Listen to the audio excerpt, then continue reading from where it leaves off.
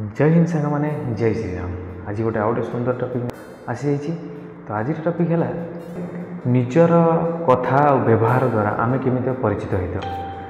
लुहा बहुत शक्त थाए एवं सी निजर शक्तपण केतल हरी थाए जितेबाला सी हाई टेम्परेचर आसिकी तल अवस्था को आसते। तल अवस्था आसी सारापर से विभिन्न विभिन्न प्रकार आकृति नहीं पाए, किंतु ताको आम विभिन्न प्रकार आकृति दे पार्चे। किए दूचे आम दौचु सेमती मनीष निज वाक्य जितेबाला अन्य मानक दुख देला भाया किसी कथा कही केत जो रागी जाए से टाइम से अन्य मान मन में कष्ट दे था पर आसी पछाई था।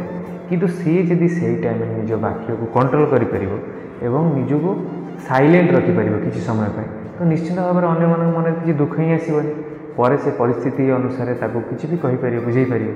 तेणु मनीष भी लुहा परी बहुत शक्त और बहुत नरम भी जितेबाला से परिस्थिति पड़े बहुत नरम होता है। जमीक मनीष तीन कार्य करने टाइम निजको कंट्रोल करा दरकार। जिते मनीष राग थाए से कौन वाक्य अन्य मानक कहवा दरकार नुह कहीं से किसी भी से कहीदे पारे जोटा न जाणी कहीदे पारे अन्य मानक कष्ट लगी था पर जाए अनुताप करता है। आउ जितेबाला से डिप्रेशन थाए से कौन प्रकार निर्णय नवा दरकार नहीं, माने डिसीजन कौन प्रकार नवा दरकार नहीं। कहीं किसी भी भूल डिसीजन नहीं जाए पारे कहीं डिप्रेशन अच्छी लो स्टेज अच्छी किसी भी कथा मुंडे आसो किसी भी डिसीजन नहीं जाए।